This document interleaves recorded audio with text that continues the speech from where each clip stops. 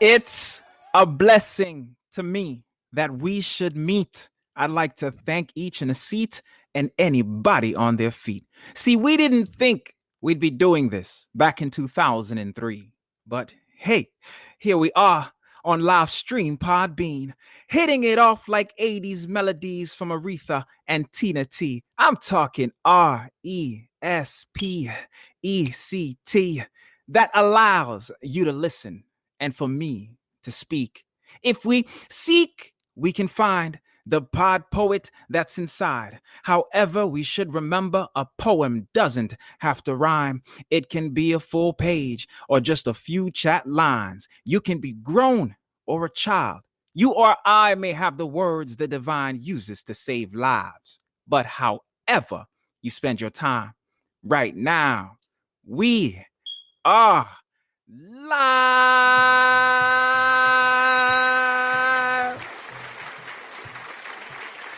Welcome to the Pod Poets Lounge, spoken word and poetry game show. I am your host, Naquel.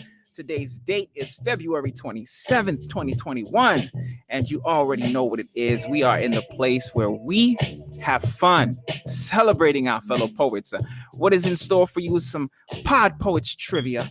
We're going to interview and get to know these amazing souls a little bit better. And of course, here's some dope poetics. So all I need you to do is relax, kick up your feet and enjoy the vibe, because it's time to stimulate your mind and relax it at the same time.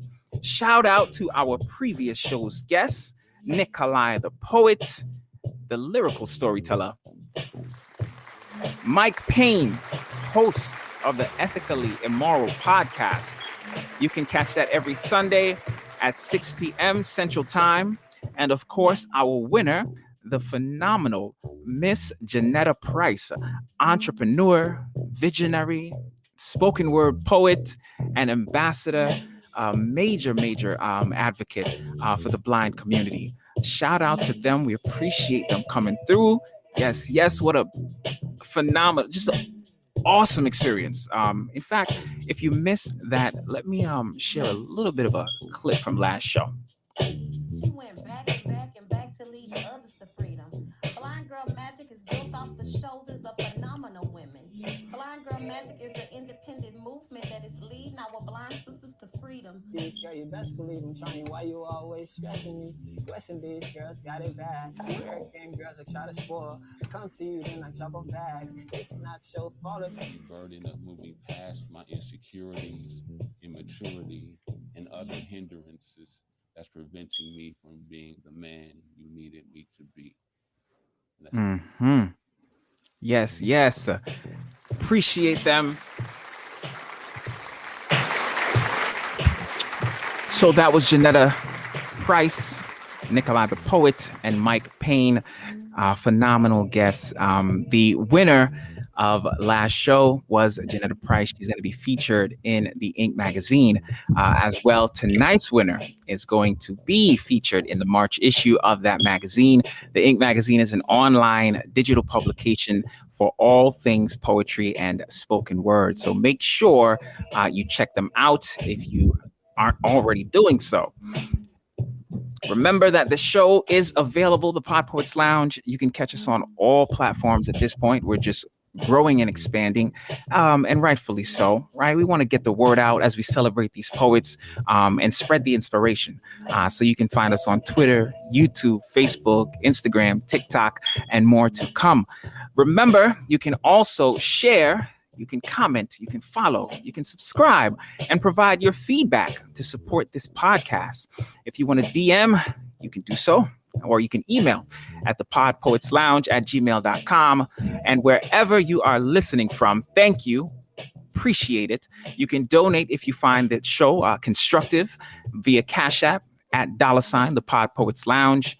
And thank you. So without further ado, I think it's time to meet our artists. And kind of get right into things. So help me welcome Shana Gourdine and Lynn, Denise, welcome to the program, ladies. Thank you for having us. You're very welcome.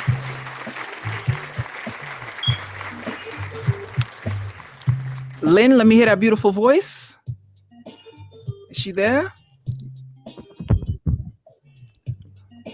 You hear me Maybe a little now? mic issue. Lynn, Here is we that go. I'm you? here. Oh, there we go. Yes.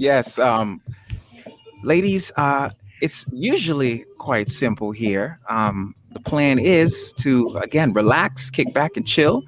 How does that sound? That sounds good. Excellent. All right, fantastic. And so I guess we'll get right into it. Let's start with Shana. Shana Gourdine is author. She's a motivational speaker. She's a life coach, poet, writer, podcast host, spoken word artist, and mother of two girls. She's also the CEO of Shana Unmasking Motivation, as well as the owner of G&G Jewelry, which we're going to touch on a little bit later. Shana, you're doing so much. Thank you for making the time. I really appreciate it. Thanks for accepting the invitation. It really means a lot. How are you feeling today? I'm feeling good. Good It to was an hear. honor to be asked to be here, so it's awesome. Well, I mean, you and I, we met actually in Troy, New York, a few years back. I think maybe about 4 or 5 years now. I think, and I think it was an open mic event, and just kind of kept the link. And so, your story hit me from the very beginning, really. And when I met you, you were working hard, doing your thing. You were promoting your book. And so I feel very privileged to host you and to share your powerful story with my listeners here on the program. And so, yeah, I mean, let's learn a little bit about you. You were born in Charleston, South Carolina. Is Yes. that right? Correct. But raised in Cross, South Carolina? Yeah. Yep. And you were raised by your mom and great grandmother. Correct. Wow. Okay. So Black women are among the most prudent and the most intelligent on the planet. What would you say was one of the biggest lessons or piece of wisdom that you received from those women in your life? I'll definitely say, be able to stand your own ground and work hard for it. Okay. For me, to know your spirit, your resilience, your ambition, and your boundless creativity, you really are an inspiration to me personally. We were talking about this just recently, actually, when we were doing the test. Just the message that you exude about self-love really resonates with me, because it's something that I'm trying to step into more and more. And that's a big part of what you advocate for.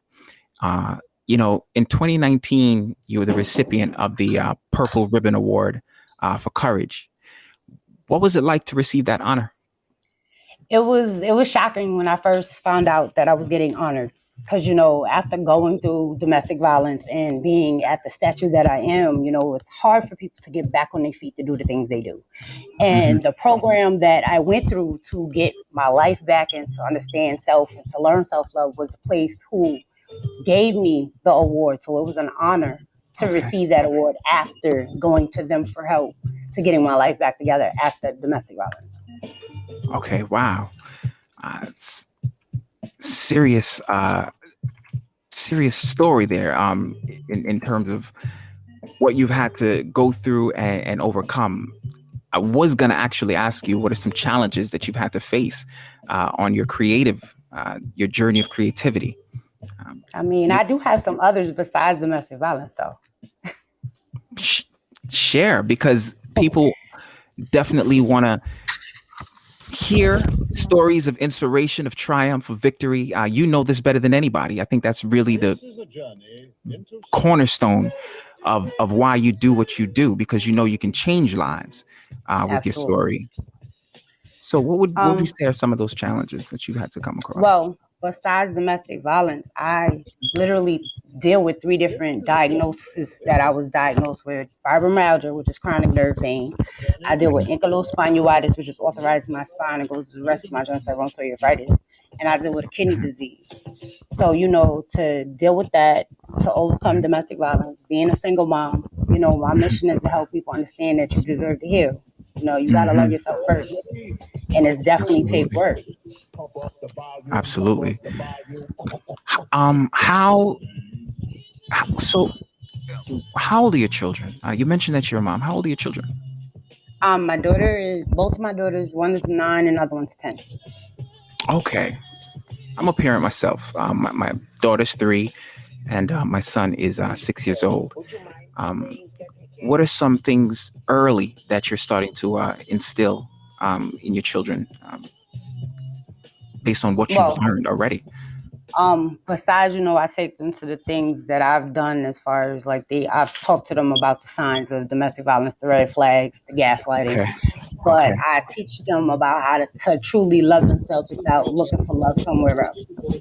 I teach them the ability to acknowledge that they can be anybody they want to be. They just got to work hard at it. Mm-hmm.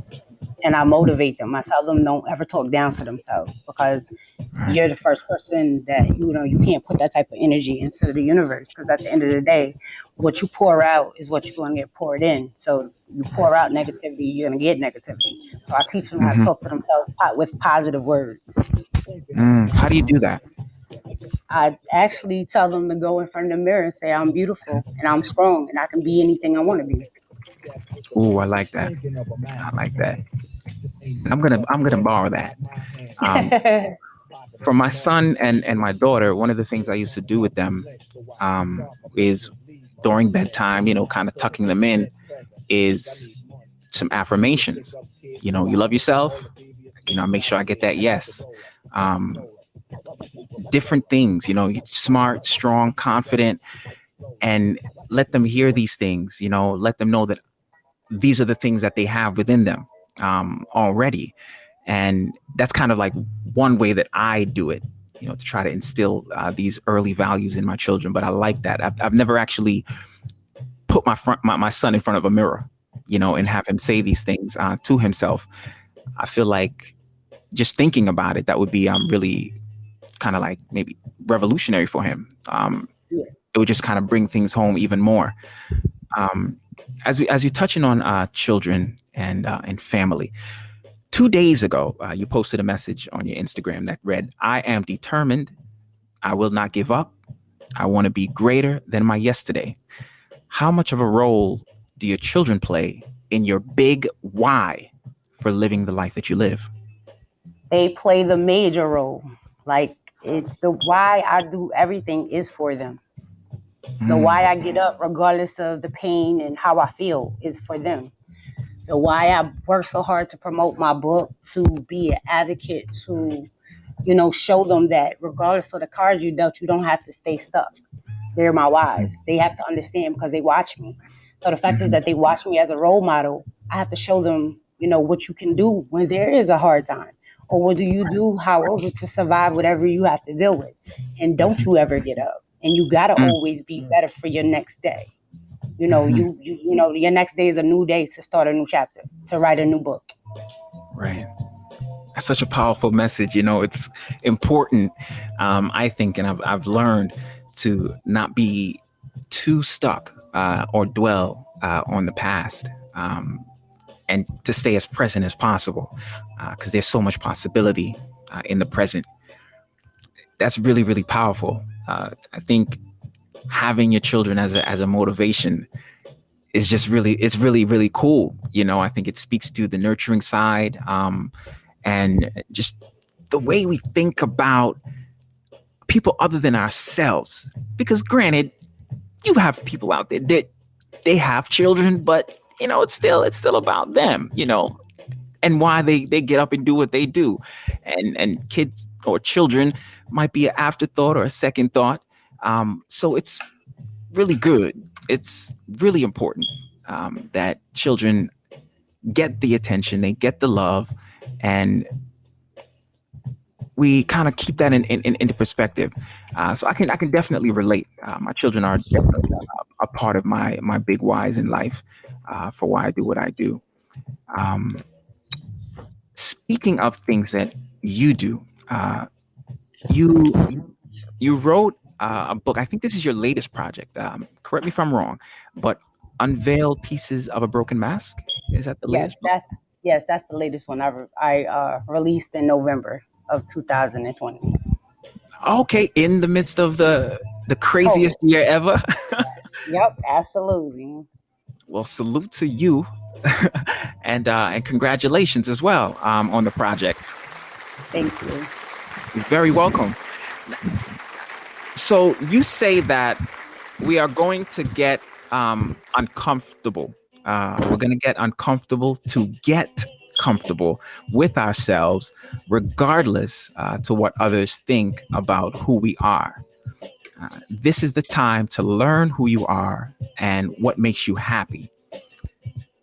That book has some titles like Right Love, RIGHT Love, uh, as well as Always Love Yourself Better, um, We Fight.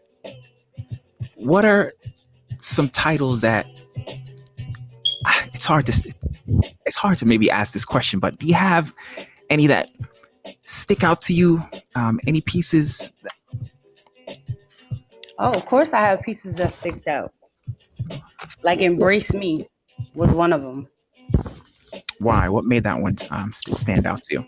Because I talked about after going through the pain, the suffering, the different physical and verbal abuse, but being Hmm. able to brace myself afterwards and being able Mm, to allow people to embrace who I am mm, and me just loving who it is. And at that time, if people can't accept what I accept, then you're hmm, not the right person to be there.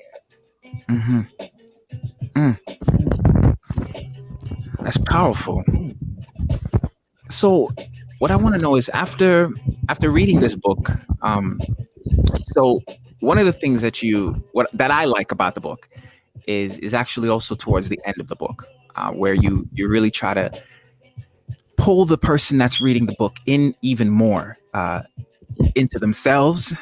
Um, at the end, you have some questions. One of those questions, or a few of them, are after reading this book, how do you feel? So you're asking the reader to answer that question, Mm-hmm. um, as well as what pieces of a broken mask are you proud to let go of? And you also ask the readers, or maybe for some people, you're challenging them to actually list positive affirmations about themselves, as well as to share one thing that you love about yourself. And it's funny because that is not always easy to do. No, As I, it's not. yeah, so I really like that you're doing this. I really like that you're challenging people in this way, to think about themselves, and I think with these questions, it's kind of like turning them towards themselves in a very caring and loving kind of a way. I think it's a beautiful addition to the book. It's a wonderful work. Thank So you. yeah, thank you for putting that out. Um, where can listeners pick up the book? It's on Amazon, it's on Barnes and Nobles, and it's on I think Apple Store. It's on a lot of different platforms, but I definitely know it's on Amazon and Barnes and Nobles. Okay. Before I ask you to share a poem, I want to know what would you say is one of your I guess favorite aspects of favorite things about creating your artistry for people. I could definitely say my favorite would be the fact is that after I share, the amount of souls or people that are sitting in silence is not always silent after that. They're willing to be Mm, ready to share their testimony or to start their healing and learning that they deserve to heal and learning that they deserve to love and learning that they deserve to be happy regardless if they by themselves or not. And learning that, mm, regardless of what you've been through or the cards you dealt, it's going to be yes, okay. And it's okay to say that you're not okay. yes. Powerful, very powerful. So people opening up and healing from you sharing your work. That's what's up. All right, Sheena, do you have a poem that you could share with us? I do. I am gonna do Right Love. Okay. From the book. Yes, from the book. It says, "Do you ever wonder if you're supposed to be loved? Do you ever wonder if you desire to be loved? Or do you ever wonder why would you even be loved by anybody that you should be with? It's a moment of weakness of your past. It's a moment of lack of love for yourself. It's a moment of self-worth of who you are. Never allow the doubts to be the reason why a relationship does not work. Never allow the doubts of who you are be the reasons why you do not allow anyone to love you or to fall apart.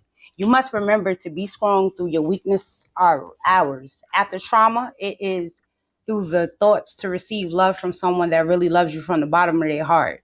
After so Mhm. many years of dealing with the man child instead of real men that's supposed to love you and care for you, the perception is different. After all the name calling, the physical hurts, the emotional pains, it may be hard, but you must delete those thoughts day by day. You have to allow the love and the passion to be genuine and trust the process. Mhm. I know you saying now, Miss Lady Behind the Mask, this is not going to be easy. This is going to be a struggle to accept love when I don't know what true love is. This Mhm. is when you have to learn what real love is and not the hurt love, which was Mhm. not love in the first place. We should take the time for ourselves, for our hearts to love again. We have to learn that we desire to be loved right by the right person. Yes, we've been through a horrible moment in our lives. And yes, we've made it through the storm. Use your scars as your story. You embrace the new beginnings in the new you. You can trust your judgment again. And I know that is hard, but you got this. No relationship is never easy, but it takes strength, respect, and Mhm. communication. You got this. Just keep up your progress and you can have all of the happiness you can imagine. Just leave Mhm. them, just let them love you the right way. Mhm. In peace. Thank you so much. No problem. I love that. Such a powerful and necessary message. I think it's very true that sometimes we think we're being loved, and it's not the right kind of a love. Um, that includes sometimes where we think we're loving ourselves, depending on what we're doing. It feels good, but it might be destructive. Um, yeah, appreciate that. All right, more to come. You have some more for us later, right? I sure do. All right, that's what's up. Appreciate that. And Lynn, I want to ask you because you and I, Lynn, we haven't known each other very long. Um, No, that is true. yeah, but we are both creatives, and I want to say ambitious individuals, just kind of doing our thing out here. But you do a whole lot more than me when I really start looking, which is a beautiful thing. I'm never really surprised at how much my sisters are able to take on and get done gracefully. So you are a mother, entrepreneur, author, poet, and a visual artist. You're the founder of Maverick Six Business Management, which we're going to talk about a little bit later. So again, the fact that we haven't known each other very long, I'm really humbled and appreciative that you accepted the invitation. So thank you for that. Um, No, no how problem. how are you doing today? How's the day treated you so far? I'm great. I usually use weekends to kind of turn my mind off. I mean, and do the things that I enjoy doing because I feel like that the hustle and bustle from like all week is not ours. Essentially, even when you're an entrepreneur, it's never ours. Hmm. Even though you own your time, but a lot of things command our time. Right. So just enjoying whether that just may be sitting down and drinking some Kool-Aid or something. Hmm. it's interesting that you actually touch on that right away, because that was my follow-up question is what would you say has kind of been your key to balancing it all, and it clearly making time for yourself, I imagine, is one of them.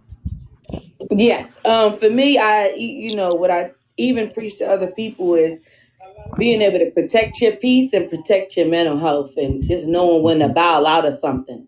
I Hmm. think because we kind of give so much and then Hmm. forget that when things are bothering us, we, keep them in. Hmm.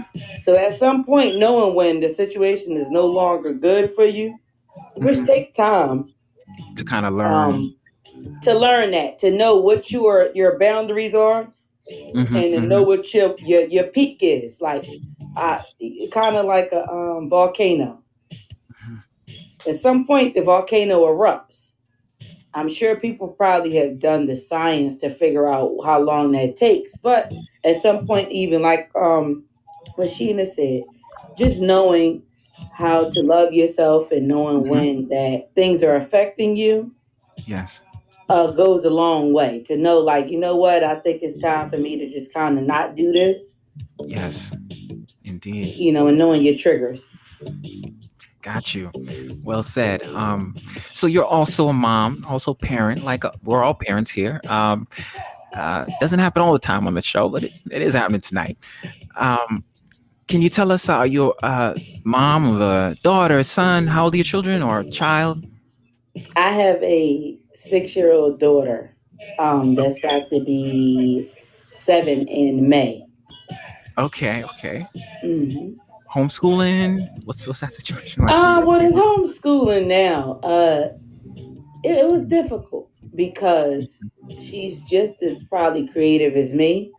Okay, Um, and so that her attention span with the schooling, most people can't sit in, adults as well can't sit in front of the computer, and her teacher is much older, so she wasn't tech savvy, so it's been hard to command their attention and keep other students that are my daughter's age uh, okay. attention. Gotcha. Yeah, I've definitely have seen some challenges in my household doing it, because I'm also obviously my daughter's 3, so getting her up to speed with certain things, her sight words, and different things that I'm doing with her, some cognitive exercises. She's really like physically aware, even at her age. So she's good with like hand-eye coordination with catching, and she's into like gymnastics and things like that. Um, what does being a mother mean to you? Um, if I had to put it in words, Hmm. I feel like that it's one of the most rewarding gifts Mm. in life.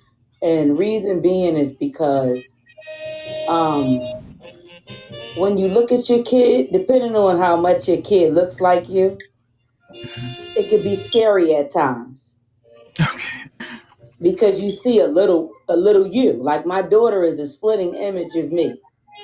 Okay. Okay. So literally. So it's like definitely it could be scary because I see like a lot of the things I do, like our humor, and then I just think the love for me is like no matter what hits you in life, kids will love you genuinely Hmm. Hmm. Indeed. Yeah, I and can let you definitely. know. Mhm. I like when my children keep me honest. You know, if I get out of line, raise my voice too much, um, or like moody, because I get like that sometimes. Sometimes I'm up in the morning, and I start doing the hustle and bustle.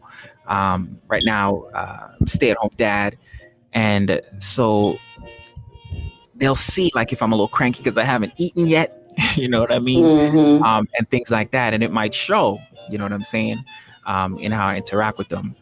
But yeah, I like how they keep me grounded because they're so in tune, and it really is a tremendous blessing. The way that they're helping me to grow and evolve as a person. So That's what's up.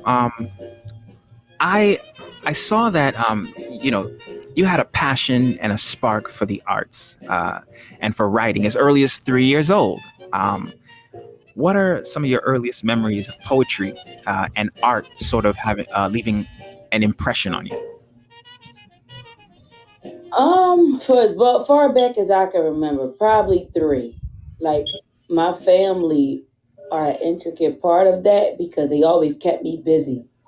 Okay, Like I can remember like every summer, always even throughout the year, but always having me busy, whether it was crafts, getting them younger. So every Christmas, like I would get those for Christmas. okay, And then in school drawing. So just it's just always been a part of me or writing, going okay. to camps and summer programs. So all of Yes. that was always there. Okay. Nurturing the creativity very early. Yeah, always. Like that's I said, I guess as soon as I could write, they Yeah. kind of took it there. Nice. That's nice. Okay. Me myself, I love to draw. Nowadays, I do it for relaxation. And I see that you're also a visual artist. What type of visual artist are you? I kind of think like more of a clean line, like straight line person. I mean, I love like vibrant colors. Okay. What's your medium? And I use acrylic painting and canvas. Okay. Um, but most of the things that I paint, like I started with sneakers, like painting sneakers Mm. on canvases, like drawing ones that I saw. So the Mm-hmm. thing that was most intriguing to me is that I love sneakers, but the fact of is that how the straight lines were, Okay. like Is that? clean lines. Hmm. So So then besides, I moved on to animal print, things like that. do you sell your art? Um, I do, but at times it can be hard for me to let go of it. Okay. So then, would art and painting be one of those things that helped you to kind of bring it back to you, your time, um, when you have everything else that you're doing? Is art one of those go-tos for you? It is. And I think like I put it down for a while because when I was like, I had drew up until 14. In high school I drew a little bit, but Okay. I was in a relationship and the relationship was fine at first. And then it was like a switch went off and he just became a totally different person, which probably was already in him initially, Hmm. but it just got worse. Okay. And after that, through some healing. Like I was in Ross one day and I saw a little 10 pack of canvas. Like they were tiny canvas, and I bought some paint and played Okay. around with it a little bit. And it just took off from there. Like I just started the more investment. Like I always drew, but it was my first time really painting. Hmm. And so it just kind of took off from there. And yes, I think that's a solace for me. Like my daughter be wanting to paint, and it's probably strange, but I think that that's something that's personal to me. Like I've had people be like, "How come watch you paint?" No, because then you're asking me and you're taking me out of the element. Like, why are you painting it like that? Or how come you doing that? It changes the experience.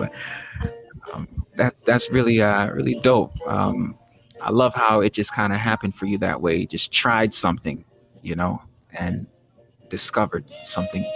So it's it's relatable for me because I don't paint, but I like it, and I'm off. I might be very easily impressed when it comes to people painting because I'm not very good at it. Um, Hmm.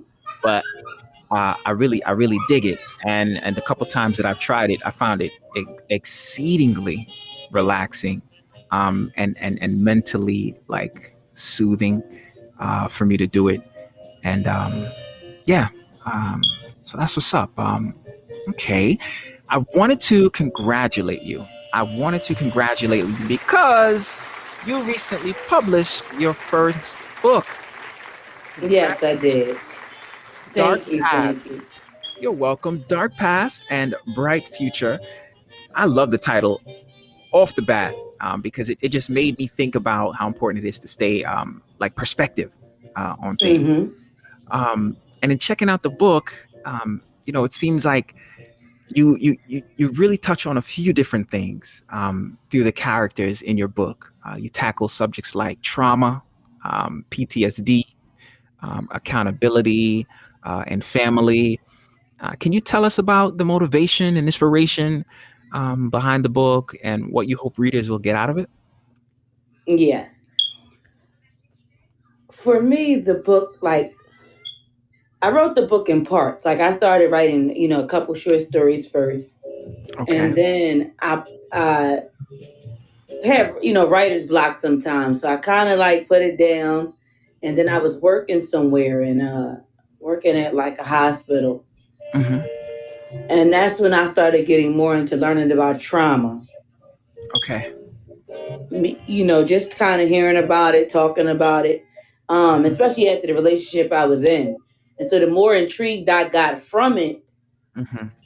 I was like, why not talk about it? I said, there are some things Hmm. within like our Black community that are hard for people to talk about. And even when they talk about them, they become hairy situations that people kind of don't give their true feelings on it, Okay. Hmm. or influenced by celebrities or things like that. Like, the Right. topic doesn't come up sometime until it's celebrity, and Hmm. start addressing our own secrets that we have within our own Black community. Hmm. Sounds like a So very, that was it for me. Like, one of the things of is just talking about topics that are just very hard to unpack. yeah, that's great. I think that's a very creative and smart way to really get to those important subjects. Is sometimes now is your book is it fiction or nonfiction? It's nonfiction, right? It's fiction. Okay. Yeah, I think like certain times, like even for example, I'm gonna just draw a little comparison here. There's a lot Mhm. of messages, for example, in the Matrix, um, popular film, popular story, and the concepts, the ideas, and I guess the conversations that can come from reality, from real life, can often find itself more palatable in fiction or fairy tale type Mhm. works. So I commend you and just salute you for getting it done. Finding a way to get these subjects on people's minds and on our tongues, because that's really where the healing happens, right? It's not about growing from running away from certain subjects or not speaking about them honestly and truthfully. So that's awesome. Indeed. Mhm. Where can people get Dark Past, Bright Future? The book is available online on the Kiss by Red Publishing.com website, and that Okay, website is www.kissbyredpublishing.com. excellent. And I will be sharing some of this information as well uh, later on in the show in the chat for those that have joined us there. Thank you so much. So, Lynn, do Mhm. you have a poem that you can share with us, my dear? Yes, I do. So I Okay. have this poem that's called formerly known as The Ghetto. Okay. So I'm gonna read it to you. Okay. Make sure I get my internet tight because it was just on. All right, here we are.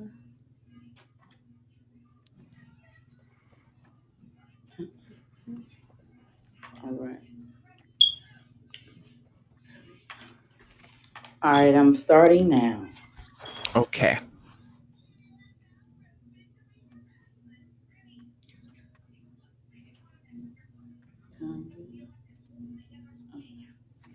Waking up to sounds of hissing roaches living in the cabinets, to bragging to your distant relatives about how one day you might change your trifling habits. Is the hood inside the ghetto, or are the people in the hood just what we call ghetto? Hoes and pimps can be labeled as ego trips. Crackheads scratching and begging on their knees, yelling and pleading to get what they need. Crack and heroin, that is. Abandoned cars lingering on the corner with the homeless hanging out of the window screaming for food. Kids chasing each other down the street with no supervision late at night, simply waiting for something bad to happen to them when no one's watching. Someone gets stabbed and caution tape gets strung around the scene. No visitors, please. Crack vials and weed bags lay lifelessly in the neighborhood and flood the sidewalk. How can children play in the playground if the swings are flipped and trash is overflowing in the play area? Graffiti is what makes the buildings look their worst and contribute to the ghetto filth. Although recycling is a thing of the past to low income residents, what happens in the ghetto is overlooked by the president. Hood red chicks rocking baggy sweatpants and bonnets with flip flops. It's not cute and should not be imitated or celebrated. Each day as you pray, you hope for money to pour in from any and everywhere because right now your family's doing what they can for money. Pockets so tight that ain't nothing going right. Your brother's selling drugs, your sister's being a hoe to get her dough, and your mother's working part time during the day and stripping at night to make things right. Keep your distance from the neighbors is vital because they strive and itch to know your business. The trash is piling up and no bags to put it all in. The air is seeping through the windows at night, so the tenants must put bags on the window to heat the apartment. The furnitures won't stay on long enough to heat an entire room. And gas prices we can't beat. And the only thing your landlord can say is it's not my fault. The car won't Mm, start because it's still missing parts. So you have to walk to school every day in the cold and catch the bus to work. There seems to be a major shortage of diapers and formula at the supermarket, which means there'll be tons of babies still shitty, developing diaper rash upon the ass and the symptoms of malnutrition being noticed by the police. Thank you, I'll be mm, taking those, is what the social worker said as she barged in the house to take your kids. Nobody comes to the road and drug infested, sex infested area you live in because it's known as the Badlands, where no human with mm, sense would dare come or go. Oodles and noodles and cereal become your favorite meal because you can't afford nothing else. You eat oodles and noodles so much you can make a cookbook containing 100 different ways to cook them. mm, Next, your landlord barges in through the door and evicts you and tells you to go F yourself, leaving you to wonder why none of your prayers are being answered. You discover that your life has become one big fire hazard. But come on, let's treat this misconstrued understanding between us and them. We, the people of the so-called ghetto, need to battle to change the stereotypes of the hood we live in and let them know what it's really like to live here. Because we too are just important as the next white, yellow, purple man to be on earth, no matter what the facts may seem to prove. From this day on, our community will no longer be called the ghetto or the mm, hood, like some of us refer to it as, because the ghetto is what it was formerly known as. mhm, The end. mhm. Yes, yes. Thank you, thank you, Lynn. Thank you. I like that piece for different reasons. I think perspective again is everything, and not just perspective, like identity perspective, how you see yourself, how you view yourself, and the words you use to describe yourself. The poem really kind of embodied the importance of that. What inspired you to write that? I believe it's around the time when Obama first got into office. Okay. And just more or less talking about the different issues that we have in our communities, Okay. and that when it comes to presidential elections and the council, what are things that you would want to have to tell them, like if they asked you at a town hall, what do you want to hear, or what do you want to talk about, or what should we change? Most people cannot verbalize that. Okay. It Okay. sounds good in common conversation, but when it's time and they say they're listening, you don't have much to say. So if I had kind of put everything together, it was like one of them things of all the things that I could think about that happens in our neighborhoods that we just deal with because they're just a part of us growing up. and we've normalized them. Mm-hmm. And we need to undo that. Yes. At some point they get passed down to you from your Right. parents because that's what they were taught. Right. Very, very powerful. Indeed. All right. I appreciate that very much. Thank you. Yeah, you're welcome. And you've got some more for us later as well, right? Yes. All right. That's what's up. All right, ladies and gentlemen. For those of you who recently joined in the chat, thank you again for tuning in. Appreciate it very much. You are checking out the Pod Poets Lounge. Please subscribe on YouTube. Follow us on Facebook, Twitter, and TikTok at the Pod Poets Lounge. Vibe with us wherever you get your podcasts. We are hanging out with these beautiful and industrious sisters, Shana Gourdine and Lynn Denise. And ladies, you just shared some amazing pieces of yourselves through your poetry. But it's game time. Oh, yes, it is game time. In fact, let me get the crowd amped here because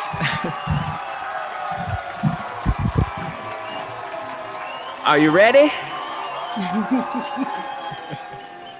Yes. Mm-hmm. Okay. So it's game time at the Pod Poets Lounge. It's trivia time. I'm going to explain the game real quick. So there will be a few categories to choose from. Tonight's categories are the Stuff Folder, IG Poet, International, Title to Poet, and Finish Line. Our guests are going to pick a category. I'm going to read and share the questions in the chat, or we might listen to something. The questions might come from that. The first round will be all group questions. That means that all the poets will lock in their choice. You can tell me out loud, or you can share your answer in the chat, and it'll be 1 point for each correct answer. And the questions can be multiple choice or true or false. And how does that sound? Sounds good. Sounds good. All right. So if we are ready, let us start with the test question. I'm gonna put here in the chat as well. And the question is, how do poets say hello? Is it peace, poet? Or is it B, hey, haven't we metaphor? What do you think? We've got A from Shana. That's what I usually say. Peace, poet. And we've got A also from Lynn. Okay. So yes, there was no right or wrong answer here. But we are just warming up, right? And so this is an example of what the questions might be like. And here we go. Let's get right into it. Our test question is out of the way. Let's start it off with Shana. You're going to pick a category for us. Let me share them in the chat here real quick. Again, Stuff Folder is the first. IG Poet, International, Title to Poet, and Finish Line. I guess we'll try Finish Line. Okay, got it. So Finish Line, this category gives you a quote, and you've just got to finish the line. So your first is this. In Flanders fields, the poppies blow. Finish the line. Is it A, they blow between the crosses, row and row? Or B, they blow their petals waving in the wind? Or blow red, red and white? Or blow and far away your loved one goes? What do you think? Okay, we've got D for Shana.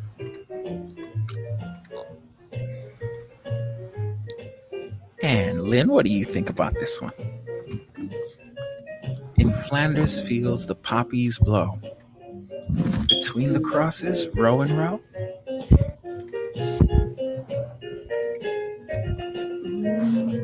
In the chat, Ms. Mo Clarity thinks it's C. She's going with red, red. Okay. And Lynn is going with A. Okay, so for the first question, Lynn, did get this one correct. Nicely done. Yes. Oh, The poppies blow between the crosses, row and row. Okay, nicely done. All right, Lynn, you are up. What category for you? um, let's go with the stuff folder. Okay. So the stuff folder is a lot like how it sounds. It's a bunch of stuff. The questions come from categories that might not necessarily be on the board tonight, but it's a mix of different categories. So your first question is, Nina Simone's song won the best song category in the film in what year? 2010, 2016.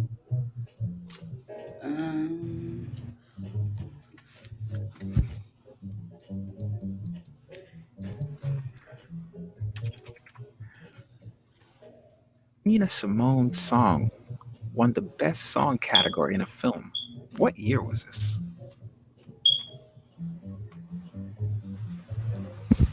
We've got A and B. Okay. So this one is actually A. Sheena. All right. Well done, well done. And it is your turn, Sheena. What category for you? We'll go back to stuff folders. All right, you got it. Kennedy was assassinated and the Vietnam War was going on. Is this true or false? When Kennedy was assassinated, the Vietnam War was going on. Is this true or false? What do you think?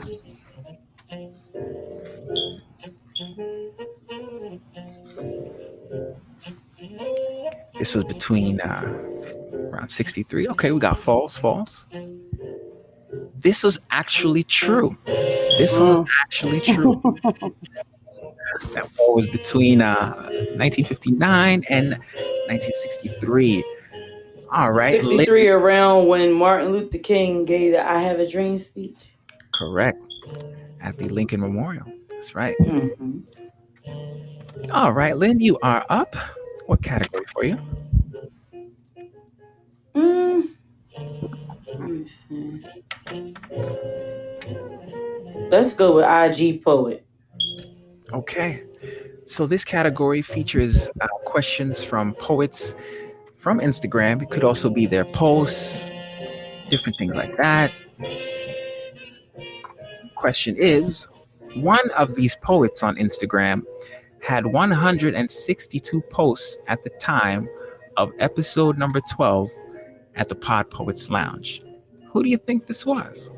Was it A, I am Kim B. Miller, B, Maya Wrights, C, the silent poet, or D, Natasha Wrights?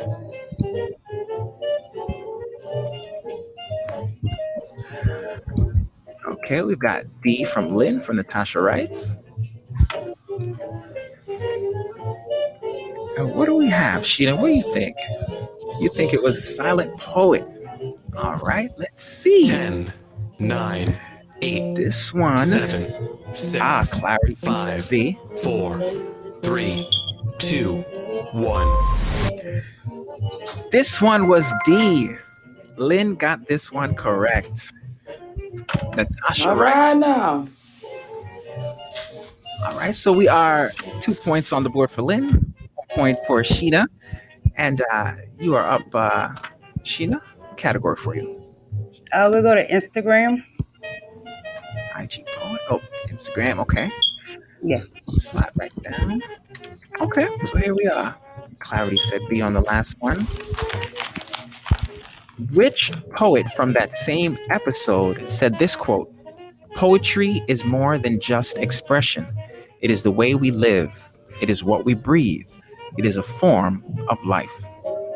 Was this A, Caramel Poet, B, Creative Minds, C, Natasha Wrights, or D, Mr. Ambition?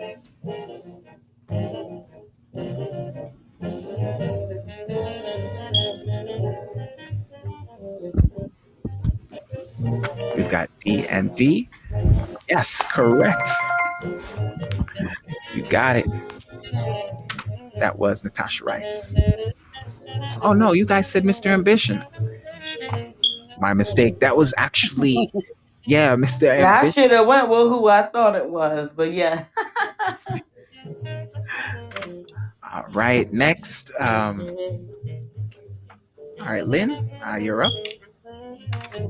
Category Let's for you. go with the stuff folder. Okay.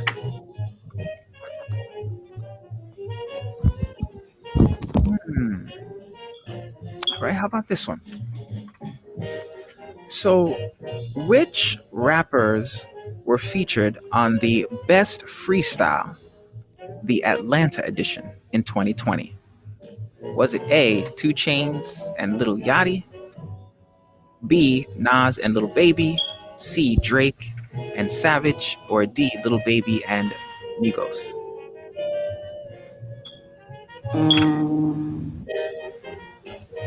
Lil Baby and Migos.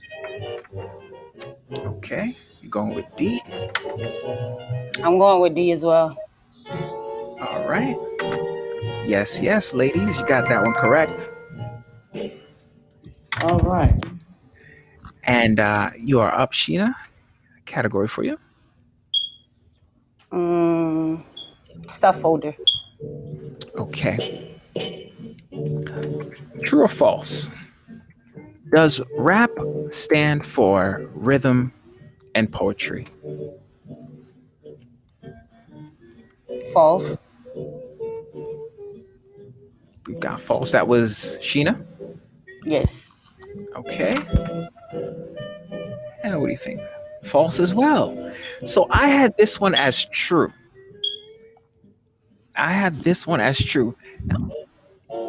But it's open to debate. If you have a source you can point me to that says otherwise, I will change the answer in a heartbeat.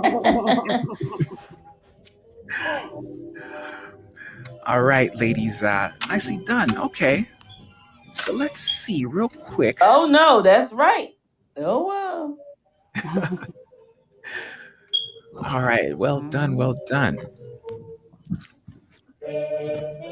right, doing a quick tally here to see where we're at. So I got a tied game right here. 2-2 coming out of the first round. So it's tied up. Doing your thing. How is it so far? It was great. It's fun. Okay, cool. And got a few folks in the chat playing along. All right, let's kind of switch things a little bit. Get to know you ladies a little bit more. Again, you're doing so much, and I think our listeners can learn a lot from the different things that you do on and off the stage. Lynn, I wanted to actually, before I ask this question, just a overall question for both of you. What would you say the thing is that you are most thankful for in 2020? You're most thankful for in 2020? Because there was a time for a lot of folks to just reflect. What would you say you were most thankful for? I would say for me. Go ahead, Lynn. No, go ahead, Lynn. Go ahead. I think more or less for the people that I met, and for my health, and that I was able to still work, because I never stopped working. Okay. Awesome. And how about you, Sheena? I would say for me, for 2020, it was a different way for me to sit back and reflect and to switch up a little bit. And I was able to publish my second book. I produced a film in 2020. And, I actually got featured that feature came this year. But yeah, just 2020 was, some productivity, even though things were changing, because I had to learn to divert my work onto virtually instead of on in person. So I just had to learn another dynamic and how to just be able to talk to people without being right in front of them. So I just learned how to switch the schedule, change mode. And you know, it was necessary to do the film that I did because Mhm. domestic violence was at a rise while we got Mhm, mhm. being Right. at home. Yeah. So I produced the film that I produced. So it was an honor to be able to work and collab with other people, produce the film, and come out with my second book, and Sheena, I'm so actually glad build you my said that. website. Yeah. I'm so So, glad she said that because I was saying that to people when we first went into quarantine. That people hmm were like, it's such a good thing to be home and it's such a good thing. And what people have to realize is that so work saves a lot of people. School saves a hmm lot of children from being Yeah. molested and beat on Yes. and abused. Women, a lot, it's, maybe their husband or True. something going to work hmm stops them from beating them because now they got a Right. little reprieve. If I'm Yep. home and I don't have nothing else to do but to drink and or get high, now hmm you're home. So now we're not used to being home like that. So me Mhm, saying something to trigger you is highly mhm, likely. mhm, Yep. And then you're frustrated because money ain't right. Other mhm, issues are Yeah, going because he on. might have So, lost your job. So now I'm the hmm problem. yeah. mhm. Yep. Powerful, definitely. It's one of those that's stories or aspects of 2020 that I don't think is talked about enough. Really, Mm-hmm. is that thing. So definitely, I remember coming across the articles and the information about the rise in domestic violence, and it really is saddening.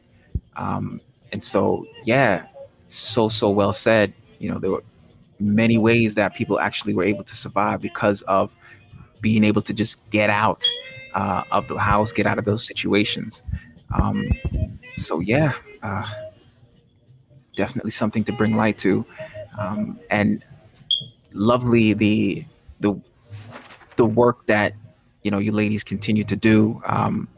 Sheena, continuing your drive and pivoting to the times, just kind of rolling with the punches to continue to grow and put out your film. Congratulations on that.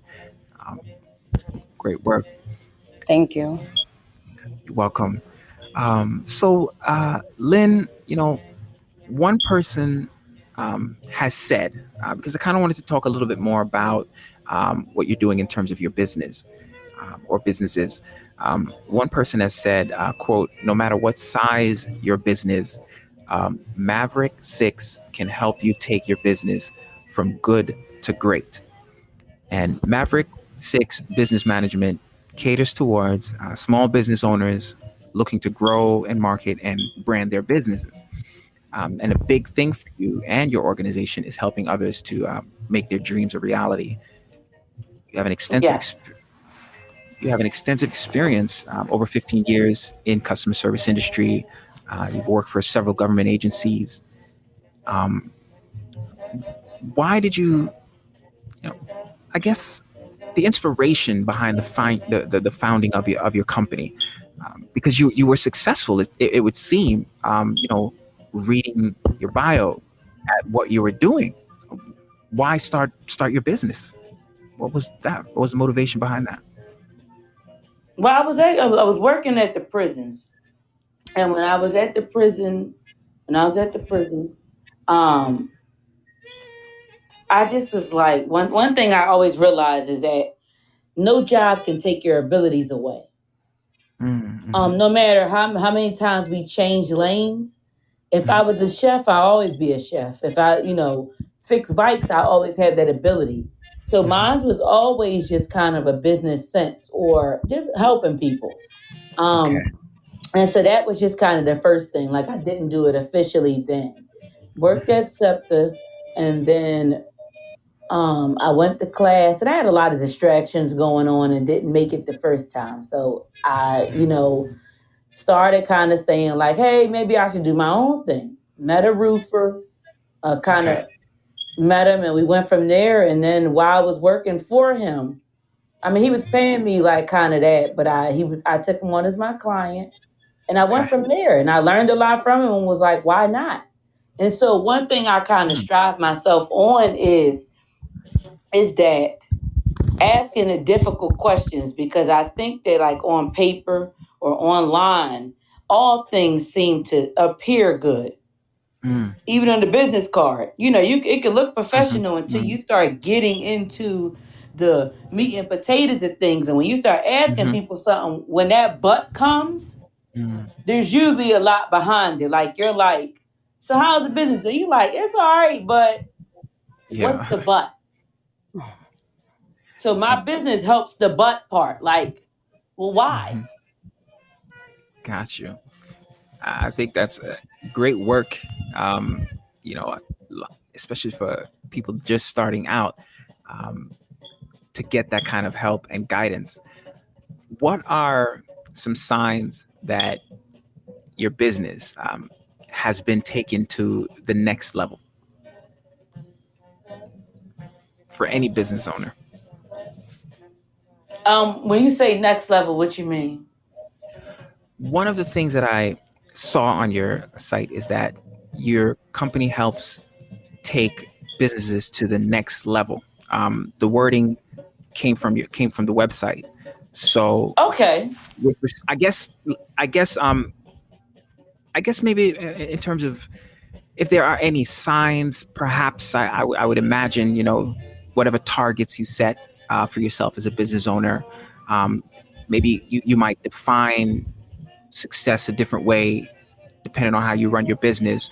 But in your profession, working with different businesses, when you get your hands on a business to help them grow and go from where they are now to doing things better, and like what are some of those things, so I guess if I could use the expression next level or level up, um, what are some signs that a business has done that? Okay. I think more or less starting with your SWOT analysis, like kind of going there to see what you're good at. To even start to level up, you have to understand what sets you apart from everybody else. Okay, okay, Then next, I think after that, or I wouldn't even say I think, you need to know what sets you apart from everybody else. Then okay. after that, you need to explore what you guys need to work on as a whole, whether it's one person or you as a whole, which comes from like your reviews. Have people said Mm-hmm, that your staff is rude? hmm. Uh, do you have slow wait times? Do Okay. your products do they look cheap or something? Things like that. So certain things like that are where you're going to create your figure out what the issue is. Gotcha. Opportunity, everything can be expanded. That's like if you have a car detailing shop. What Yep. other things or services can you offer? Okay, we have car detailing. All right, well maybe we can have somebody fix cars, or vice Hmm. versa. If you're a car, mechanic, you may have detailing for people. Hmm. You may have rental cars there so that people could rent a car while they're getting their car fixed.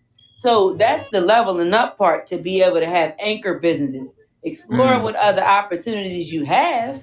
Yes. And I think lastly, really just kind of figuring out where you want to be, because you have to know what state you are in currently to see where you're trying to be. Do you want to be $1 million company? Do you just want to make 100,000 and close up shop? Do you want Yeah. to be a household name? Do you Hmm. consider yourself to be the best seafood in Philly? Hmm. Hmm. So your vision of your business, how you actually see your business and what you consider success.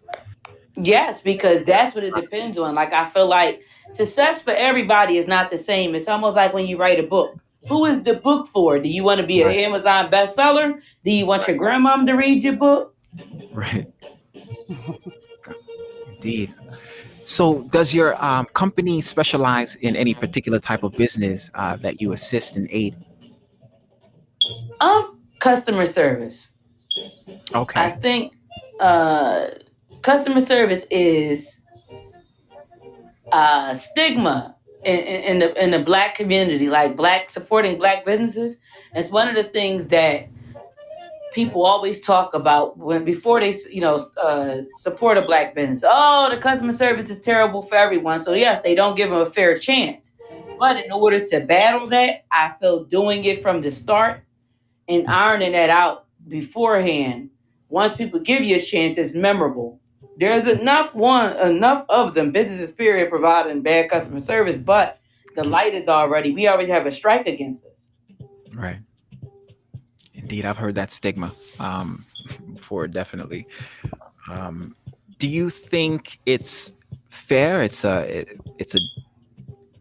honest assessment of service that's provided in the Black community based on your experience working with small businesses? If you want my honest opinion, yes, I do believe that about 85% of the time the stigma is true. How easy? I'm sorry, but how easy is it? Do you think how easy is something like that to correct? How easy has that been to correct in those businesses that you've engaged?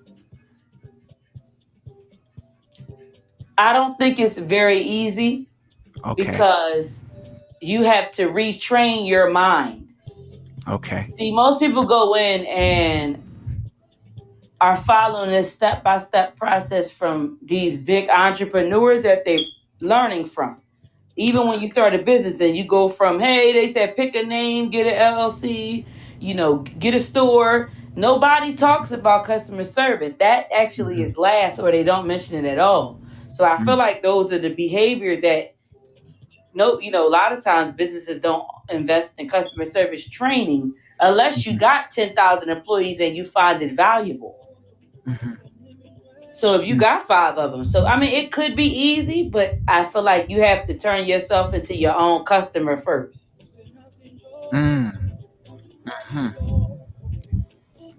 Profound. I like that last part right there. What advice would you offer to people sort of that might be knee deep in their daily 9-to-5 grind or other business endeavors, but they have aspirations for either writing a book or starting their own business? As far as writing the book, my advice would be to write the book, not thinking too much about the book, because I think that people get stuck on will they read it or what will my mom or somebody think, because books change people's mindset or vision of you. That's like if somebody write about sex and you want to write an erotica book, but you go to church. Or you go to church 7 days a week and you're like, I'm a Christian. That doesn't take anything away from it. So if you're going to write it and deal with the mindset of people later or the opinions of people later. You cross that off your bucket list. Because if you think about what everybody's saying, you'll never do it. I think the business part is finding something that you enjoy doing and not just following the trend. Because that newness gets old quickly. Yeah. You want to find something that'll build a legacy, and there is a need for, and put a spin on it. Nobody's really reinventing the wheel. As you mentioned legacy, are you thinking about that, your legacy, your story, or the memory that people will have of you? Yes, for me, it's always on my mind. It's funny that you say that, because I just said that to somebody, like about definitely 2020, and I'm thinking about like people passing. And the one thing I said to the guy is that, people say, I don't want to die. Personally, for me, I feel like that if I was to go today or tomorrow, I know the things that people would say about me, and I'd be okay with that. Okay. Because you've written the story. I've written the story. So whether I was positive, if I was crazy at times, I know the things that I've left behind that they will say. Versus if somebody says something that I wouldn't be okay with. Like, I think the most genuine way is to be yourself. Indeed. On that note, do you have a poem, another piece that you can share with us? I do. All right. Okay.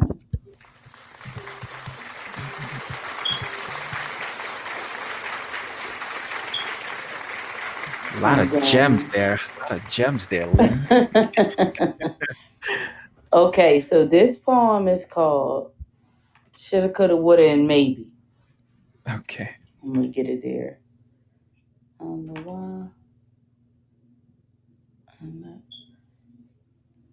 Give me 1 second. Sure, take your time. Mm-hmm. Once again, for those who are tuning in, we appreciate it very much. You are listening to the Pod Poets Lounge spoken word and poetry trivia game show. Tonight, we are joined by these phenomenal queens, Sheena Gourdine and Lynn Denise. Yes, yes. All right, I'm ready now. Okay. Maybe I should have changed my mind about the decision I made that hot summer day. Because maybe that would have got me all the things that I don't have, and maybe that would have helped the depression, happiness, anger, and my joyfulness suppress. Maybe this summer I won't make the same bad decision and end up shot dead and laying in a coffin bed. Because in Philadelphia, shit gets tough and the times get hard and the plot begins to thicken. Then you have dreams of how your life shoulda, coulda, woulda, and maybe worked out the way you wanted it to. Often I ask myself, when will this all end and show me rays of sunshine and fill me with clouds of laughter? Shoulda, coulda, woulda, and maybe is what I said and thought when I found out two of my friends got pregnant at the age of 18. Mm, Shoulda, coulda, woulda, and maybe if I could have warned them about how safe sex makes life much better, then they would be living life to the fullest. Because I'm living life like survival of the fittest, like Charles Darwin, and searching for my individuality like Emerson and Thoreau. Shoulda, coulda, woulda, and maybe is what the president said when he put the U.S. at stake and have his cake and eat it too. If slaves could change their ways of life, then would the world be the way it is now? But in this day and time, that tends to be here nor there because we got a black man up for president. By the looks of it, he is about to show us all what it's like to be black in America, like CNN. Maybe if the blacks on black crimes weren't so high and gas wasn't so high, then maybe the economy would just shut up and drive. If it wasn't if it wasn't for the Constitution being created, then we had a right to vote, freedom of speech, and the privilege for man to be all he can be like the army and more. mm, So I'm here to say that I'm taking a stand with my fists in the air because I'm young, gifted, and black. Shoulda, coulda, woulda, and maybe if I had turned back the hands of time to when blacks were considered three-fifths of a person, promised 40 acres and a mule, I could have helped change things for the better and dreams of freedom prevail. I should have been wise, is what some single black mothers say to their children when they tell them they shouldn't have chosen to be with their fathers because the struggle is too hard to face day after day. Maybe more young black men would not be behind bars if they thought 9 seconds back and 11 seconds forward to the event that changed their lives for the worse and not the better. Babies born out of wedlock, dropped off in parking lots, gathering their thoughts in the womb and asking their mothers, how come you can't pull this through? Poverty stricken countries and AIDS on the loose. Shoulda, coulda, woulda, and maybe. They should have strapped up and not cut the tips off and consciously got a grip. Shoulda, coulda, woulda, and maybe. If I was a time machine, all could be reversed and things would be different. So next time mm, things get rough and a tough decision comes upon you, shoulda, coulda, mhm. woulda, and maybe is what you'll be thinking. Yeah.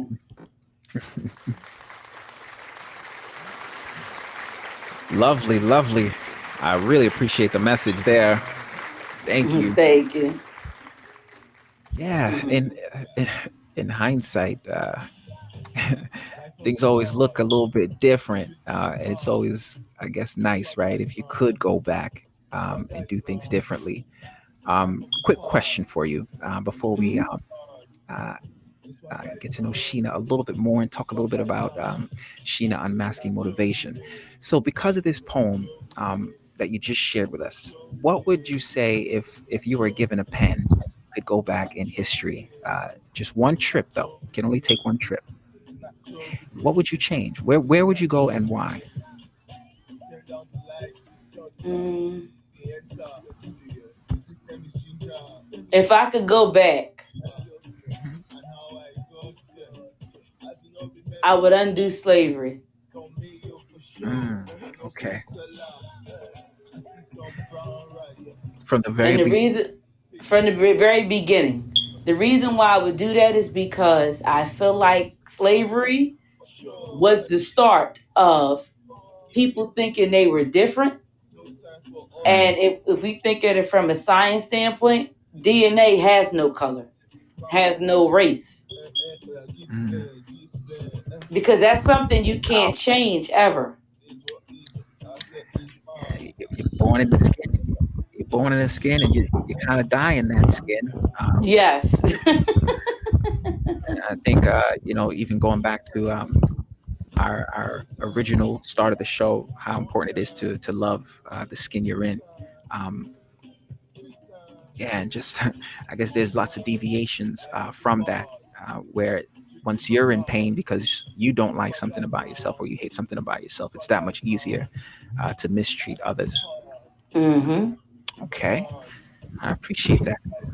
Um, Sheena Yeah. um, is also doing so much off stage. Sheena, on your website, theladybehindthemask.com, you share a video, poem video called Love, Peace, and Harmony. And in that poem, you say, many times we neglect to honor the hugs, the kisses, and the hand touches. You went on to say, cherish um, the moments where you could stand in a grocery store or grocery line and not have that feeling of being stressed with anxiety. That poem resonated with me a lot. Like, I deal with anxiety. It's not something that's ever been diagnosed, but it's something that I often struggle with. Um, and then also just appreciating the simple things in life. Um, I love how you make that like such a big part of your message, because I really think it's so important that we do that. Oftentimes with thinking so much about the future or something we're trying to create, and we don't appreciate what we have in front of us. Um, your company, Sheena Unmasking Motivation, as well as G&G Jewelry, which again I'll be sharing the link to later on. Can you tell us about the impact and the work that your organization is doing? Okay.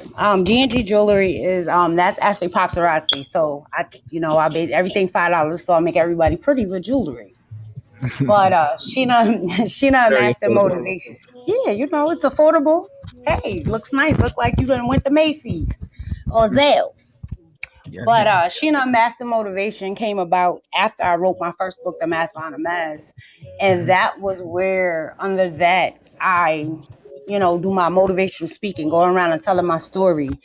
And it's where I advocate for domestic violence. And once a year, well, matter of fact, through the years, but at least once a year, I do a fundraiser to whereas I either throw an event. And last year I Mhm. couldn't throw one, so I just did one online, and Okay. I raised the funds to help the programs out here that help the other people that are not able to, because Unity House, and it's another program out here that help the domestic violence uh, clients to get Mhm. back on their feet, and to get into a safe shelter, and to Mhm. get them back together to be who they are. So I That's give back great. to that because that's what gave back to me. Then I also go to the Yes. shelters and I do this thing called Survival Circle.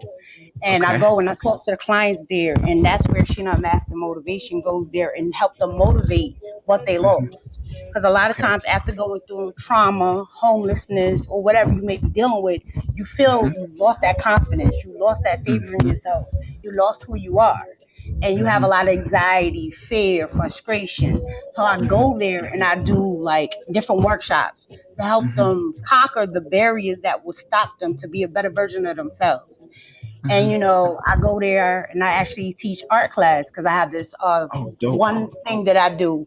It's like masks, the white masks that you get from the craft store. Yeah. I use those. I let them paint it whatever color they choose to, and then I have them put the words on it. That's the moment when Okay. they get to look themselves face to face of what Yeah. they really feel truly, and they can understand how they Yeah. feel at that moment and deal with it instead of pushing it back into a door or pushing it Mhm. somewhere else and masking it. So I teach them how Mhm. to unmask things that are negative to then make it positive to make them greater and be a better version of who they are. Also with that, I do my life coaching where I do one-on-ones with people. I've had people that I mentor right now, actually, and I do a 6-week free mentoring program with them just to get them to understand the different steps that they can take to be the better versions of themselves. You have people that they deal with anxiety, or they deal with fear, or they deal with past trauma, or they deal with self-esteem, or overthinking, or just all the different things in society, period, that we just let overshadow who we truly are. And a lot of people can't stand in front of the mirror and accept their flaws because they're too busy trying to cover them up. So with the one-on-ones, I teach people how to just love their imperfections, regardless from good, bad, and the ugly. Because if you can't learn to be happy within yourself, you can't be happy, period. Because you're going to continue to use the masses to cover the things that you're scarred from. Your past is not who you are in your present. So I teach people that their past doesn't define them. I teach them how to then grow and let go. Letting go, I've found. So, first of all, before I even say that, incredible work, incredible work, life changing work. Thank you for what you're doing.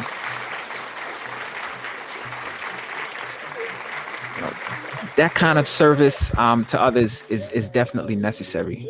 And I can see it really fuels you. Am I right? Yes, Or it does. okay. Um, I want to ask, what would you say? So when I think about going through when you're on the other side of the trauma and the hurt and the pain, in some sense, how do you then learn to see and kind of discern, let's say, like constructive criticism, and not just like, because you might be coming from like hard, harsh, unfair critique, like you say, with the things society inflicts on you. How have you made that transition then to now like able to discern constructive criticism and know what to keep and dismiss? Because, all in all, you know yourself and you know the true value of yourself at this point when you've crossed an over. You know what your worth is. So people can everybody has an opinion. Doesn't mean that it always has to be a part of you. You can, people can tell you, hey, this is what I think of you. But truly, in, true facts, you'll know what's for you and what's against you. Got you. Well said. So it really takes you sharpening your own discernment to get to Absolutely. that point. Yes. Appreciate that. Do you have another piece that you can share with I us? do. I do. I Yes. do. I'm actually going to read from the new book. It's called Embrace Me. Mm. Yes, it's tough. Thank you.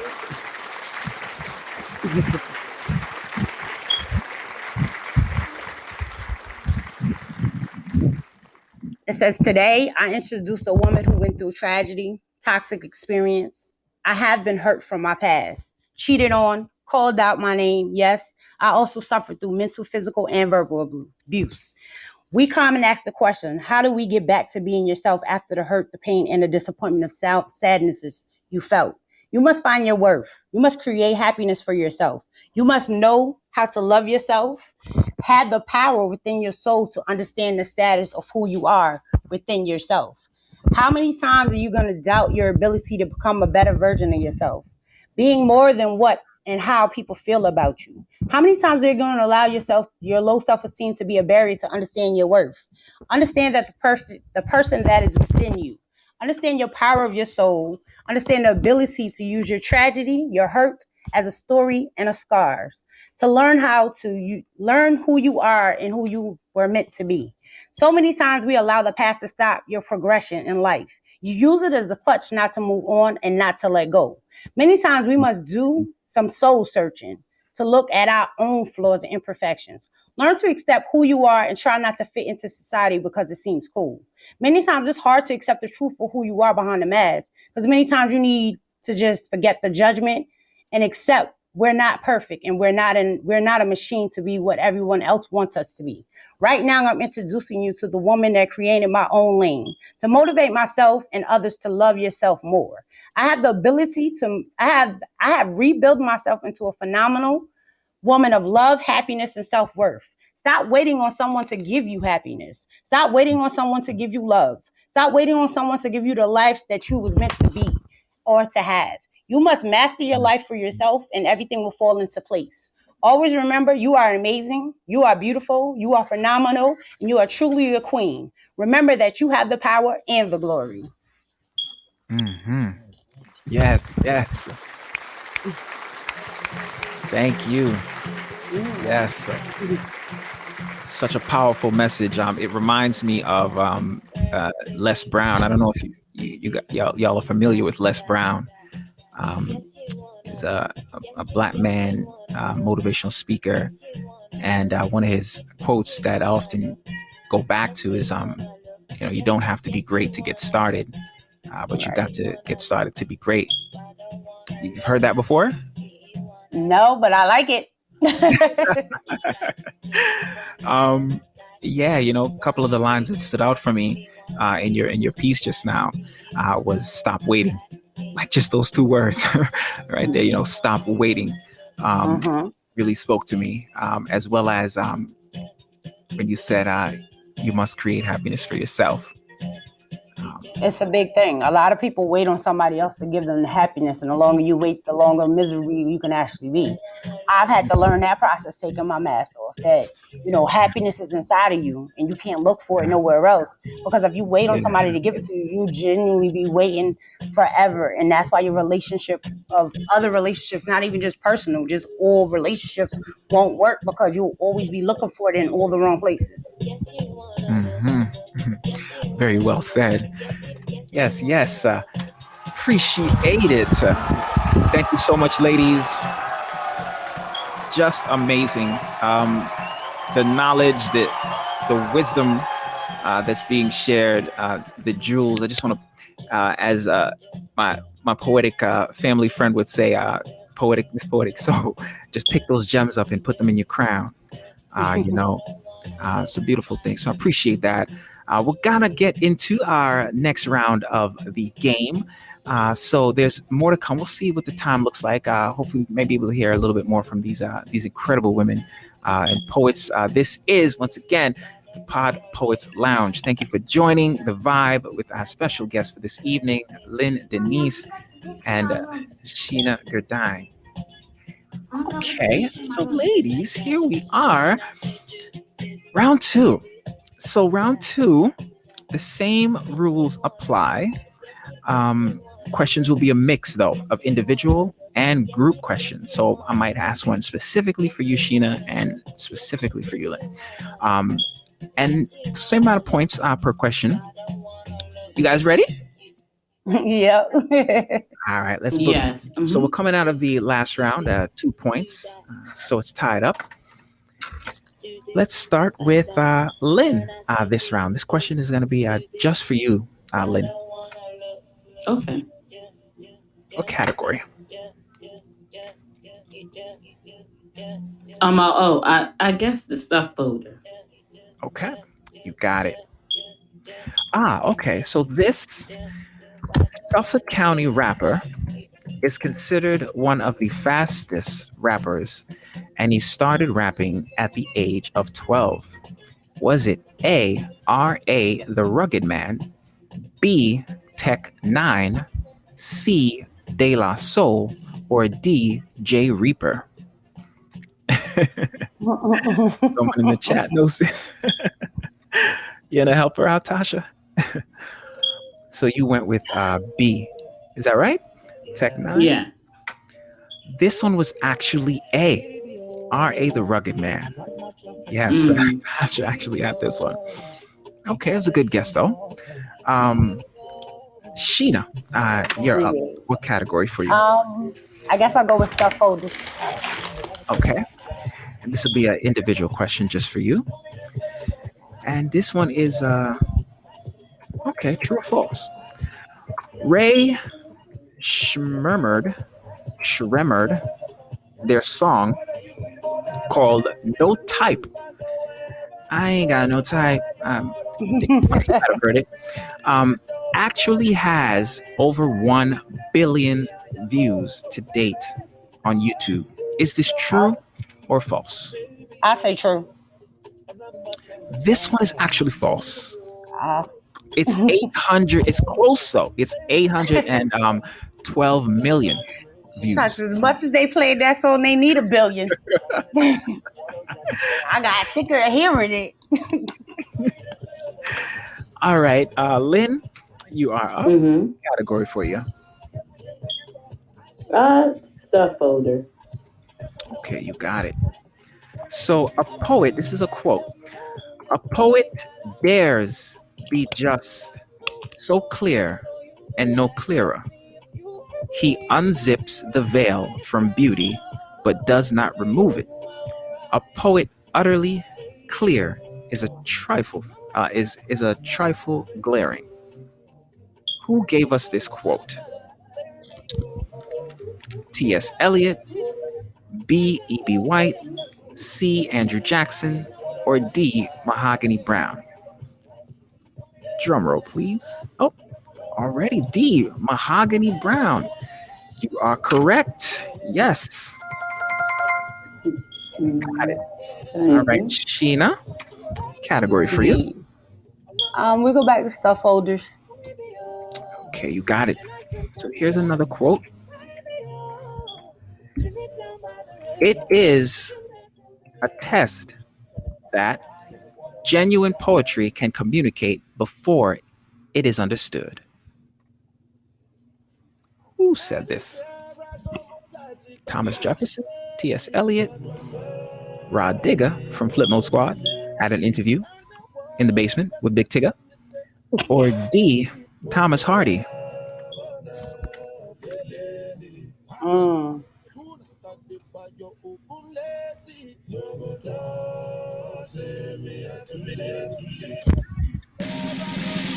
See?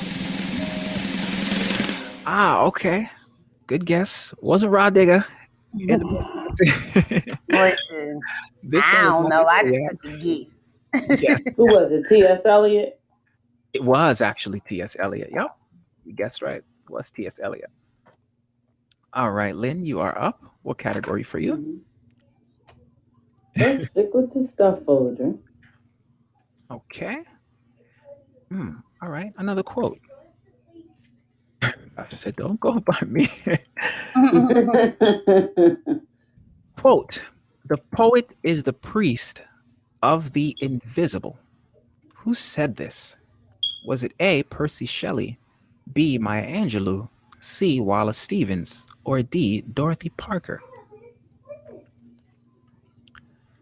You got D for more 10, clarity. 9, 8, 7, 6, 5, 4, 3, 2. What do you think, Lynn? B. Good guess. This was actually Wallace Stevens. Yes. Okay, Sheena, your turn. You are up. We can go back to stuff folders. Okay. Here we are. So this, again, stuff folder can have different things in it. This particular question, I think, comes from the word whiz category. And your question is, when two words sound the same, especially at the end of each line, as in the phrase, he shall no longer be a visitor to the sea, what do we call this literary device?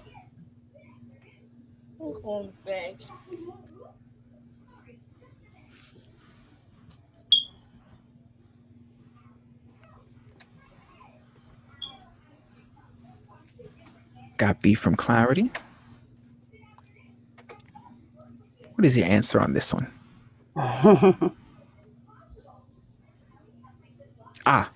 A, alliteration. Good guess as well here. This was actually B, though. This one was rhyme. I said, I didn't. I said, was you asking? That was Linda answer that. Yes. What was your answer? I'm about to say, you already told me what it is now. No, I thought she was still thinking. I was. And then he saw your answer, and then he came and told the answer. My apologies, Sheena. I'm I'm gonna get you another question right now. I My was little, like, my wait a minute, I never answered. I didn't even get the countdown. bad host, bad host. My son came down to hug me goodnight, so It's okay. slightly thrown off. Okay, but Hey, that's the fun of let's the get game. there. It's all right. We're gonna redo this one. Let's get you this question here. You ready? There, I guess. there are countless rap groups out there, but with this Long Island rap group called Stickside Music, who is not a member? Is it J? Is it A, J Reaper? Is it B, Be Nice? C, Bars Galorian? Or D, Blizzy D Williams, aka Sir Wavy One?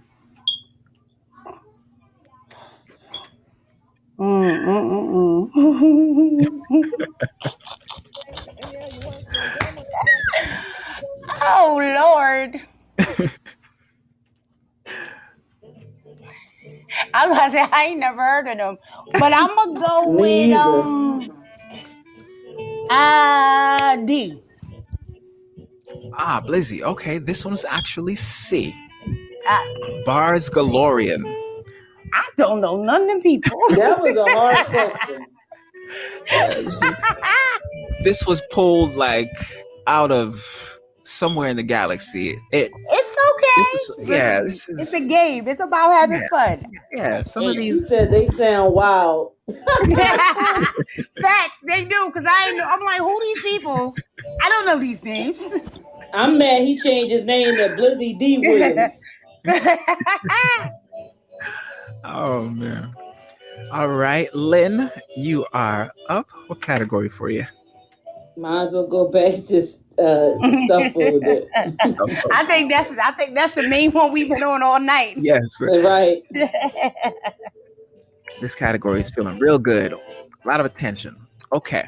Here is your question. What term best applies to this line? Quote, the wind screamed about my window that February night. Is it A, personification, B, consonants, C, simile, or D, metaphor? Personification. That is correct. All right. Sheena, what category? What was the categories again? Because we've been in stuff folders for a minute. I know. We've got title to poet, international, finish line, and IG. Let's try finish line. Okay. Here we go.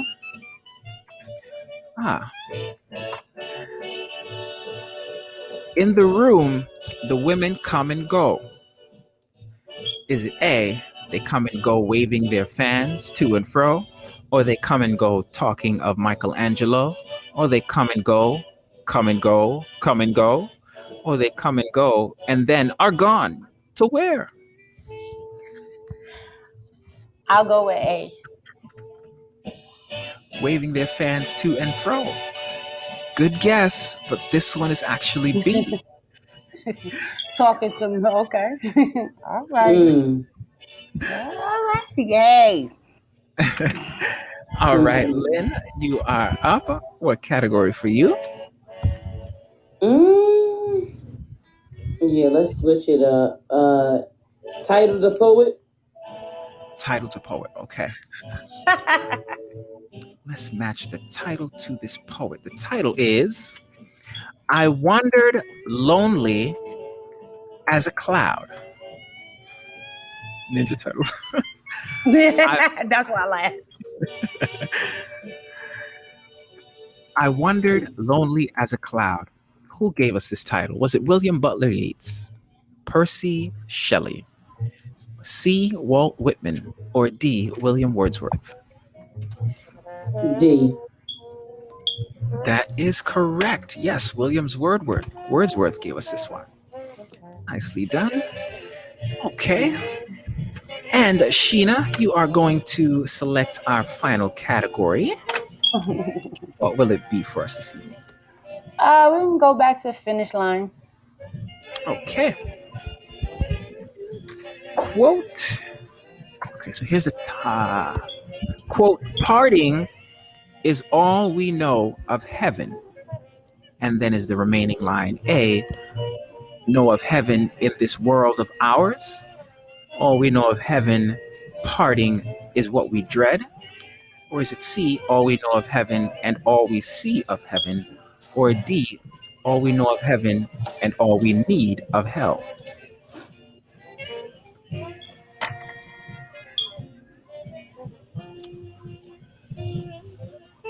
See, Nope, this one was actually D, and all we need of hell. I should have went with my first answer. Were you feeling that? Because I said I should have went with my first answer because I thought that. I'm like, nah, go with the other one. Yeah. All right, let's see if we can squeeze. Do I have time to squeeze one more in? Okay, this is going to be a group question. And let's take this one from the international category. I'm going to pick this category for us here. I'm going to play a short clip. And yeah, the question will be based on that. So, real quick, here we go. I'm going to turn this down. And ladies, listen up.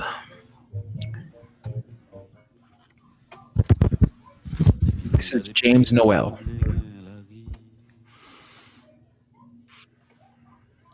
Je vais porter toute vivion à l'amour pied à terre.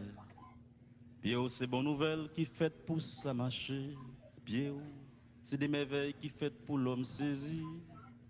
Chéri, pied gaon, si c'est la mal remet, l'amour c'est chauve-souris, les joue qui tête en bas. Chéri, pied gaon, si c'est la mal remet, l'amour c'est chauve-souris. Okay, so your question is, that was James Noel, and that's his poem called "Good News." The question is, what do you think the first stanza of this poem is saying in English? Is it A, watching your feet walk, I want to hit the road, fill myself with laughter, a barefoot lover? Or is it B, your feet are good news, marching a steady pace. Your feet are two marvels, made to amaze men. Or is it C, darling, there's no shame in love starting feet first. Love is a hanging bat sleeping upside down. This is for both of you. Okay. Lynn thinks it was B. B, and you went with C. So this was actually A.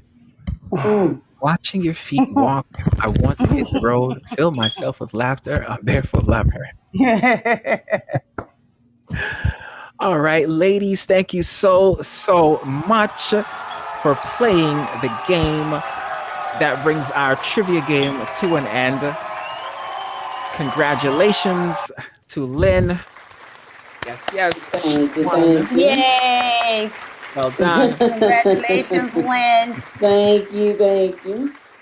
And yes, keep it going as well for Shana. Well played. Yes, we both did well.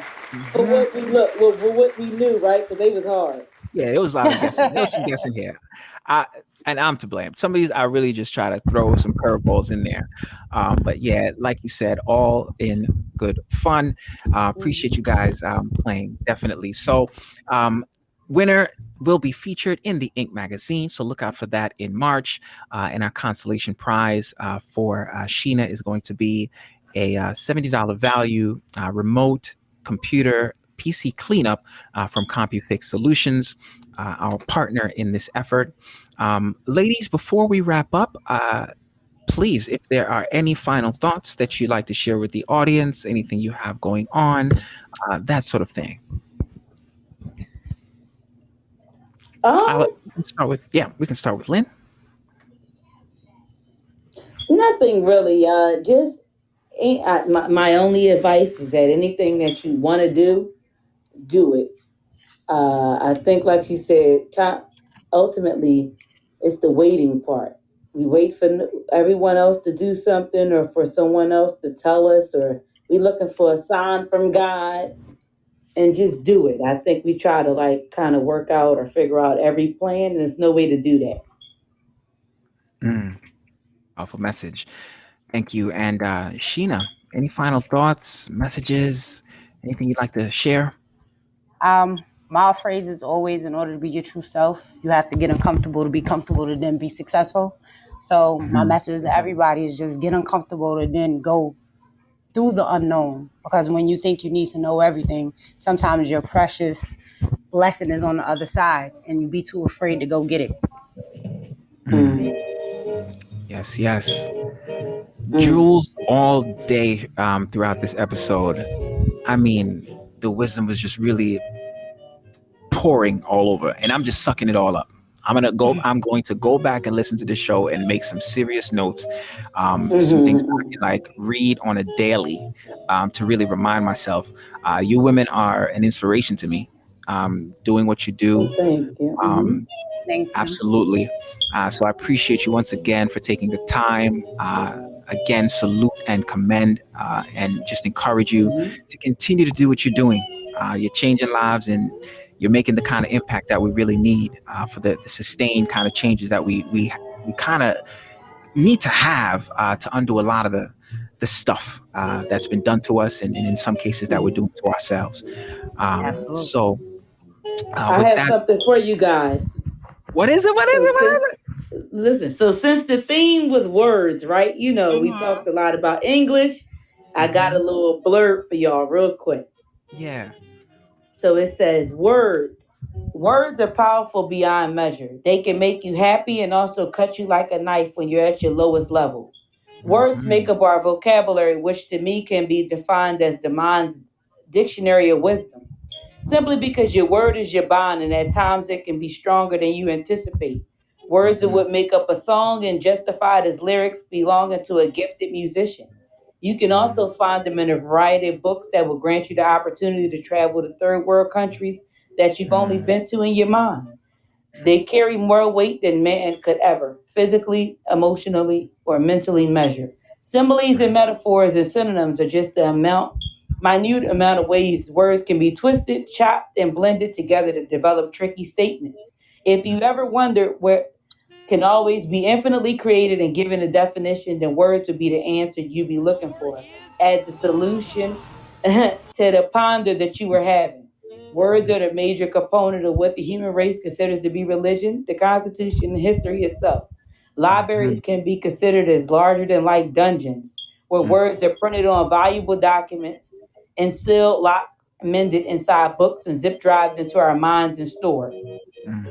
Keeping words bottled up inside, which we call feelings, can be quite deadly when used in the wrong ways, whether it be to comfort or confront the issues at hand. But there will never be enough words to define how passionately I feel about the words in this poem and the ones used to combine my friendly, outgoing, and fun-loving personality. Words are what give us the ability to say what we mean and mean what we say.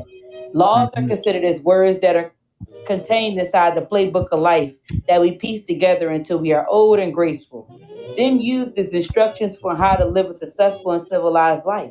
They can mean nothing at all when you have no action behind them, and if they don't pack any force, they will wilt like leaves in the garden of forbidden words. The end. Amen. Thank you for that. Yes. Ladies and gentlemen, thank you all for listening and hanging out. Please big up yourselves. Email the PodPoets Lounge at gmail.com to be a guest on the show or to be a sponsor. You can always vibe live right here. March 13th, we'll be back. Please continue to celebrate your melanin and just glow. Thanks to our special guests once again, Lynn, Denise, and Shana Gourdine. The vibe was lovely. Thank you for having us. Thank you for having us. I'm humbled and privileged. Thank you, ladies. I appreciate it. It was truly a pleasure having you each on the show, evidenced by the smile on my face. Stay safe, stay positive, and take good care. Peace. Tune in March 13th for episode 27, same time, 7 to 9. Follow these amazing women and their work. Congratulations to our winner, Get to know Lynn Denise at Lynn_Denise on Instagram, or check out her website at maverick6.com and kissbyredpublishing.com for more.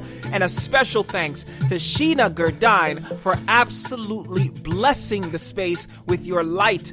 Learn all about her work at theladybehindthemask.com.